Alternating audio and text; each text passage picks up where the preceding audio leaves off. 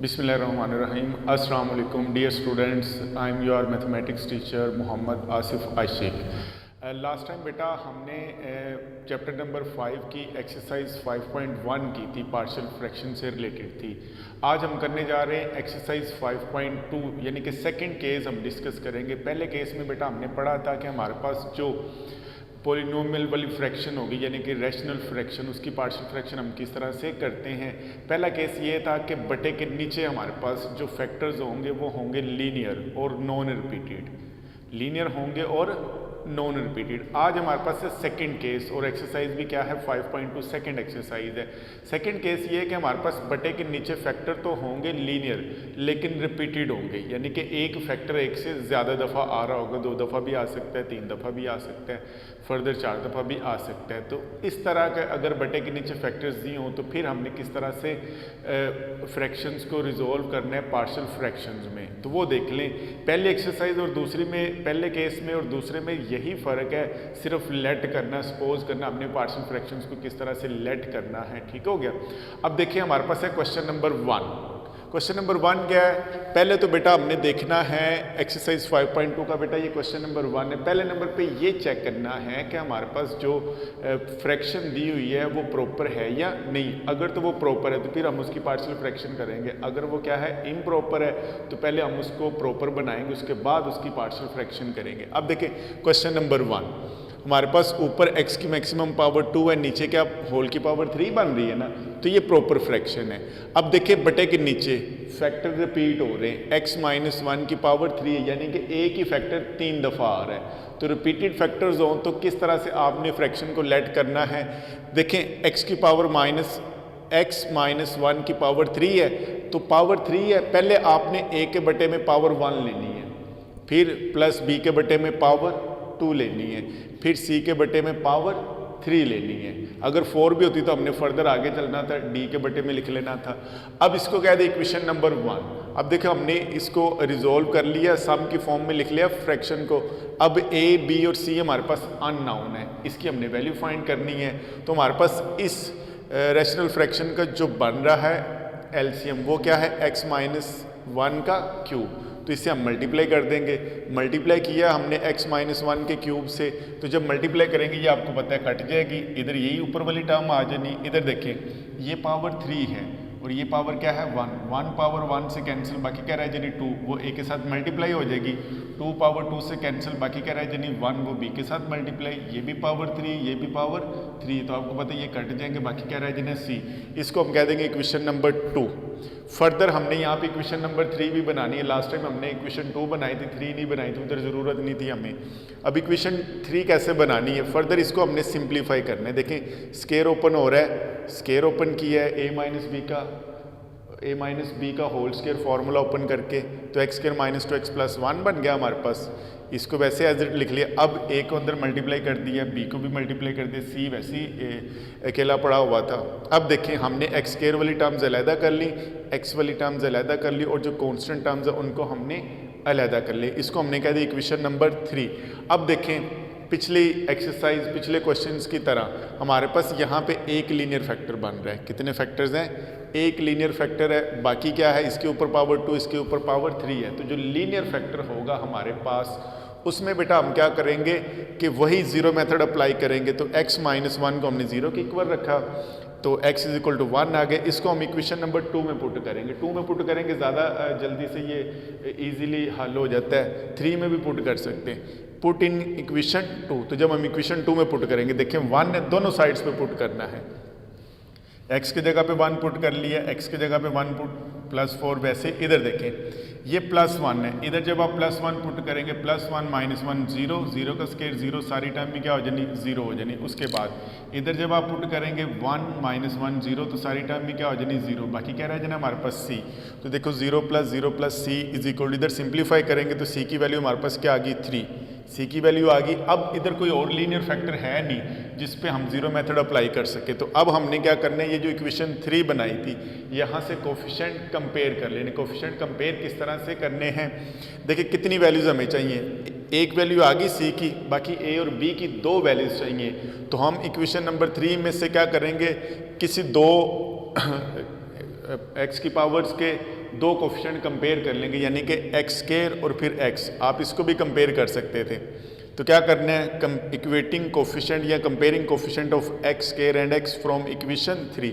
तो ये देखें हमारे पास इक्वेशन 3 है, इधर एक्स का कोफिशिएंट क्या है, एक्स स्क्वायर का a है, इधर एक्स स्क्वायर का कोफिशिएंट क्या है हमारे पास 2, तो a इज इक्वल टू क्या आ जाएगा 2। उसके बाद किसका कोफिशिएंट कंपेयर किए हमने, x के, इधर x का कोफिशिएंट क्या है -2a प्लस b, इधर x का कोफिशिएंट क्या है -3, तो -2a plus b is equal to -3 आ गया।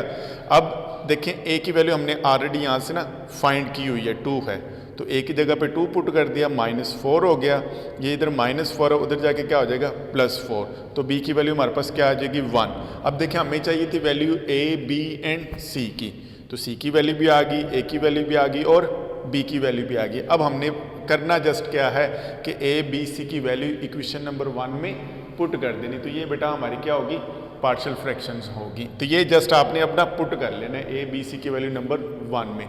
उसके बाद आ जाए हमारे पास है क्वेश्चन नंबर 3, 1 कर लिए, 2 एज इट ही है। क्वेश्चन नंबर 3 में देखें वैसे ही लेट करना है, अब आपको समझ तो आ गई होगी। अब देखें x + 1 की पावर 2 है ना, तो 2 पावर है, 1 पावर a के बटे में, 2 पावर b के बटे में लिख ली, और ये x - 1 वैसे लीनियर पड़ा हुआ था, इसको c के बटे में लिख लिया, इसको हमने कह दिया इक्वेशन नंबर 1।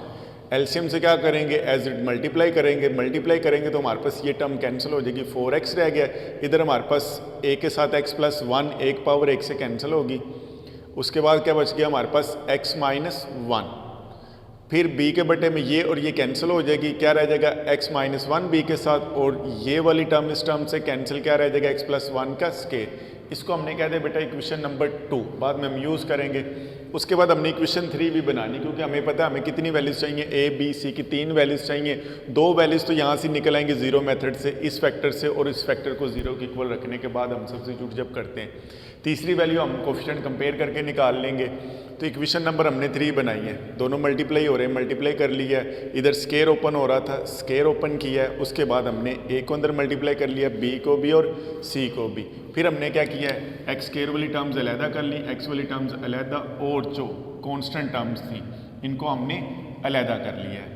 तो हमारे पास ये इक्वेशन नंबर 3 बन गई। अब देखें ये दो फैक्टर लीनियर है ना हमारे पास, तो यहाँ से हम जीरो मेथड ही अप्लाई करेंगे। जीरो मेथड क्या होता है कि x + 1 पहला फैक्टर है, जीरो के इक्वल रखा है, x की वैल्यू क्या आ गई -1। अब x की वैल्यू जो -1 आई, इसको हम इक्वेशन नंबर 2 में पुट करेंगे। जब हम इक्वेशन नंबर 2 में पुट करेंगे, इधर देखिए ये -1 है, इधर पुट करें -1 + 1 0, तो सारी टर्म में क्या हो जाएगी 0 हो जाएगी। इधर रखें -1 + 1 0, 0 का स्क्वायर 0, सारी टर्म में क्या हो जानी 0। तो किसकी वैल्यू यहाँ से निकल रही है, b की वैल्यू। तो 4 × -1, इधर ये भी 0 होगी, ये भी टर्म 0 होगी, आपको पता है, तो b इंटू क्या आ जाएगा -1 -2 आ गया, इधर -4 है, -2 इधर मल्टीप्लाई हो रहा है, इधर आके क्या हो जाएगा डिवाइड। तो जब हम डिवाइड करेंगे तो देखें हमारे पास क्या आ जाना है, b की वैल्यू 2। इसी तरह से ये भी लीनियर फैक्टर पड़ा हुआ है, इसको मैंने यहाँ पे क्या रखा है 0 के इक्वल रखेंगे, हमारे पास x की वैल्यू क्या आई 1। इसको दोबारा इक्वेशन नंबर 2 में पुट करेंगे। जब हम इक्वेशन नंबर 2 में बेटा पुट करेंगे तो देखें ये +1 है, इधर +1 रखें, +1 -1 0, सारी टर्म ही 0, +1 -1 सारी टर्म ही 0। तो यहाँ पे 1 + 1 क्या बनेगा 2, तो 4 × 1 0 + 0 + c × 1 + 1 का स्क्वायर आ गया, 2 का स्क्वायर 4 होता है, 4 इधर मल्टीप्लाई, इधर आके क्या हो जाएगा डिवाइड। तो c की वैल्यू हमारे पास क्या आ गई 1। अब देखो b भी आ गया और c भी आ गया, तो बाकी रहेगी एक वैल्यू। तो equating coefficients of x square, हमें एक वैल्यू चाहिए, तो जस्ट हमने एक्स स्क्वायर के कोफिशिएंट यहाँ पे क्या किए कंपेयर कर लिए। तो इक्वेशन 3 से यहाँ से एक्स स्क्वायर के कोफिशिएंट जब हम कंपेयर करेंगे तो इधर क्या है a + c, और इधर एक्स स्क्वायर है ही नहीं, तो उसकी जगह पे हम फिर क्या लिखेंगे 0 लिख लेंगे। तो a + c = 0, c की वैल्यू हमने यहाँ पे देखें 1 निकाली हुई है, पुट करेंगे, ये इधर प्लस और उधर जाके माइनस, तो देखें a की वैल्यू क्या आ गई -1। अब देखो a भी आ गया, b भी आ गया और c भी आ गया। क्या करना है हमने जस्ट इसको इक्वेशन नंबर 1 में a b c को पुट कर देना है। तो हमारी जो क्वेश्चन था पार्शियल फ्रैक्शन बनानी थी वो हमने बना ली है। जस्ट अब आपने क्या करना है a b c की वैल्यूज इक्वेशन नंबर 1 में रखनी है। अब ये हमारा क्वेश्चन नंबर 3 कंप्लीट हो गया। अच्छा नेक्स्ट बेटा देखें क्वेश्चन नंबर 12 मैंने लिखा है। अब ये जो दरमियान में जितने इस एक्सरसाइज के क्वेश्चन थे ना 3 से ऑनवर्ड, ये सारे पहले क्वेश्चन की तरह दूसरे तीसरे की ही तरह हैं। ये क्वेश्चन नंबर 12 क्योंकि इम्प्रॉपर फ्रैक्शन है इसलिए ये मैं खुद करवा रहा हूँ। दरमियान वाले आपने बेटा ट्राई करने हैं, जो नहीं होगा वो आप क्लास में पूछ सकते हैं। अब देखें ज़रा क्वेश्चन नंबर 12। क्वेश्चन नंबर 12 ये मैंने साइड पे लिख भी दिया है कि ये क्या है, इम्प्रॉपर है। अब आपको पता है प्रॉपर हो तो पार्शियल फ्रैक्शन होती है, इम्प्रॉपर हो तो पहले हम उसको क्या करते हैं, बाय डिवीजन मेथड प्रॉपर बनाते हैं। तो अब देखिए इम्प्रॉपर कैसे, ऊपर पावर 4 है, नीचे पावर क्या है 3 बन रही, इसका स्केयर ओपन करें एक्स स्केयर और ये एक्स मल्टीप्लाई होके एक्स क्यूब हो जाए, नीचे पावर कम है ऊपर ज़्यादा है, तो ये इम्प्रॉपर है। तो पहले हम इसको क्या करेंगे, प्रॉपर बनाएंगे। प्रॉपर बनाने के लिए पहले तो हम इसको सिंप्लीफाई करेंगे। देखो x+2 का स्केयर, फॉर्मूला ओपन कर लिया है, फॉर्मूला ओपन करेंगे, फिर ये दोनों फैक्टर मल्टीप्लाई हो रहे हैं। जब आप मल्टीप्लाई करेंगे, मल्टीप्लाई करने के बाद सिंप्लीफाई करेंगे तो ये चीज़ बन रही। अब देखें ऊपर पावर 4 नीचे पावर 3, मैं चाहता हूँ ऊपर पावर क्या हो जाए, कम हो जाए ताकि प्रॉपर बन जाए। तो ऊपर वाली टर्म को अंदर रखेंगे, नीचे वाली पे क्या करेंगे, डिवाइड कर देंगे। अब देखें इस 2x की 4 को हमने इस पे डिवाइड करना है, तो किससे मैं मल्टीप्लाई करूँ कि ये हमारे पास 2x की पावर 4 ही बनी, तो इधर x क्यूब था, तो डेफिनेटली किससे मल्टीप्लाई करेंगे, 2x से। जब 2x को इससे मल्टीप्लाई करेंगे तो हमारे पास क्या बनना है, 2x की पावर 4। तो 2x इसको मल्टीप्लाई कर दिया, क्या आ गया 2x की पावर 4, फिर इससे भी मल्टीप्लाई करेंगे, इससे भी और इससे भी मल्टीप्लाई कर दिया। अब आपको पता है जब हम डिवीजन इस तरह से कर रहे होते हैं तो नीचे वाली टर्म्स की क्या करते हैं, साइन चेंज करते हैं। तो ये प्लस थी माइनस होगी, प्लस थी माइनस, ये प्लस होगी और ये भी क्या होगी प्लस। तो जो कट रहा है हमारे पास ये पूरी टर्म, ये इसको हमने कट कर दिया इसके साथ। बाकी क्या रहेगा हमारे पास -2x³ + 16x² + 24x। अभी भी पावर इक्वल है, इम्प्रॉपर है। तो फर्दर हम इसको डिवाइड करेंगे। तो अब देखो मैं इसको किस नंबर से मल्टीप्लाई करूँ कि ये -2x³ ख़त्म हो जाए, तो -2 पे जा रहा है ये, तो -2 किससे मल्टीप्लाई किया, ये चीज़ बनी। नीचे वाली टर्म्स की हमने क्या कर दी, साइन चेंज। साइन चेंज की, ये दोनों टर्म्स आपस में क्या हो जाएंगी, कट हो जाएंगी। बाकी ये भी प्लस ये भी प्लस, 18x² 24 में से 16 निकालेंगे, प्लस 8 आ जाएगा और ये -24 एज इट। अब देखें ये प्रॉपर बन गई, ऊपर पावर कम होगी नीचे ज़्यादा। अब लिखने का तरीका क्या होता है, कल भी मैंने आपको बताया था, quotient plus remainder over divisor, किसी भी फ्रैक्शन को हम लिख सकते हैं। ये हमारे पास ओरिजिनल फ्रैक्शन थी, तो इसको बेटा हम इस तरह से लिख सकते हैं, quotient plus remainder over divisor. Divisor मैंने ये नहीं लिखा, दोबारा से मैंने वो फैक्टर बना दिए, ठीक हो गया। अब इसको क्या दे, इक्वेशन 1। अब इसको पूरी को लेट नहीं करना, आपके पास जो ये जो प्रॉपर बनी ना, इसको लेट करना है हमने। तो इसको लेट करेंगे पिछले क्वेश्चन की तरह, लेट कर लिया। ये पहला लीनियर फैक्टर है, a के बटे में आ गया, ये पावर 2 है, 1 पावर b के बटे में और 2 पावर c के बटे में, ठीक हो गया। अब एलसीएम ये बन रहा है, इससे हम क्या करेंगे, मल्टीप्लाई कर देंगे। मल्टीप्लाई किया है, हमारे पास इक्वेशन नंबर 3 बन गई है, इक्वेशन नंबर 3। अब देखिए इसको फर्दर आगे हमने सिंप्लीफाई करना है। सिंप्लीफाई करने के लिए हमारे पास क्या करेंगे ये स्केयर ओपन हो रहा है, ये दोनों मल्टीप्लाई हो रही हैं और ये क्या हो रहा है, सी अंदर मल्टीप्लाई हो रहा है। इसको हमने क्या करना है, मल्टीप्लाई करना है, ठीक हो गया। तो जब हम मल्टीप्लाई करेंगे तो हमारे पास पहले तो इसका स्केयर ओपन कर लिया हमने, इन दोनों को मल्टीप्लाई कर लिया, तो हमारे पास देखिए क्या बन रहा है, इधर स्केयर ओपन, इन दोनों को मल्टीप्लाई किया और ये वैसे ही ए को अंदर मल्टीप्लाई कर दिया, बी को भी कर दिया और सी को भी। जब आप मल्टीप्लाई कर लेंगे फिर आपने क्या करना है, एक्स स्केयर वाली टर्म्स अलहदा, एक्स वाली अलहदा और जो कॉन्स्टेंट टर्म्स है उनको अलहदा कर लेने। इसको हमने क्या दिया, इक्वेशन नंबर 4। तो ये इक्वेशन नंबर 4 बन गई है। अब हमारे पास इस क्वेश्चन में देखें कितने लीनियर फैक्टर हैं, 1 और 2। तो इन दोनों पे तो हम जीरो मेथड ही अप्लाई करेंगे, बारी बारी इनको जीरो की इक्वल रखा, एक्स की वैल्यू इधर से क्या आ रही 3, पुट इन इक्वेशन 3। इस इक्वेशन में हम क्या करेंगे, पुट कर देंगे। तो हमारे पास 3 है ना, तो बेटा जब x की जगह पे आप इधर 3 पुट करेंगे, 3 - 3 0, पूरी टर्म 0, 3 - 3 पूरी टर्म 0, तो a की वैल्यू कोई आएगी। तो सिंप्लीफाई करेंगे, देखें a की वैल्यू हमारे पास क्या आ रही है, यहाँ से हल करें, इसको सिंप्लीफाई करें, कैलकुलेट करें, तो a की वैल्यू आ रही 162/25, a की वैल्यू आ गई। दूसरा लीनियर फैक्टर देखें कौन सा है, x+2।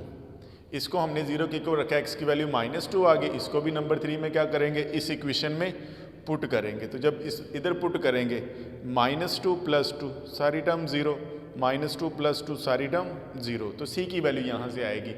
तो हमने दोनों तरफ क्या किया, -2 पुट किया है, तो c की वैल्यू हमारे पास क्या आ गई, -32/5। अब देखो c भी आ गया है और a भी आ चुका है ऑलरेडी, किसकी वैल्यू रहेगी, b की। अब कोई लीनियर फैक्टर तो बचा नहीं है, तो क्या करेंगे, कोफिशिएंट कंपेयर करेंगे। तो equating coefficient of x square from equation 4, इस इक्वेशन को हम लेंगे। कोफिशिएंट कंपेयर किए किसके, एक्स स्क्वायर के। क्या था इधर a plus b x square, इधर मैंने ज़रा लिखा नहीं है, स्पेस कम थी। इधर क्या चल रहा था 18 एक्स स्क्वायर, तो 18 आ गया हमारे पास a प्लस बी के। यहाँ से देखिए a की वैल्यू निकली हुई है, पुट की है, ये इधर प्लस हो रहा है, उधर जाके क्या हो जाएगा माइनस। इसका देखें एलसीएम बन रहा है 25, एलसीएम लेंगे 18 से मल्टीप्लाई करें 450 आ जाएगा। 450 में से 162 निकालें कितना आ जाएगा 288/25। ये किसकी वैल्यू आ गई हमारे पास, b की वैल्यू आ गई। अब a भी आ गया, b भी और c भी, तीनों वैल्यूज हमारे पास आ गई हैं। जस्ट करना क्या, अब एंड पे हमने इक्वेशन नंबर 1 में ये वाली जो 2 थी, a की जगह a की वैल्यू, b की जगह पे b और c की जगह पे c की वैल्यू हमने जस्ट क्या करनी है, पुट कर देनी है। ये हमारी बेटा एक्सरसाइज 5.2 थी। कुछ क्वेश्चंस मैंने जो इंपॉर्टेंट थे डिस्कस कर लिए। दरमियान वाले जो क्वेश्चंस आपको करने के लिए दिए हैं वो बेटा आपने करने, आपकी असाइनमेंट है। अल्लाह हाफिज़।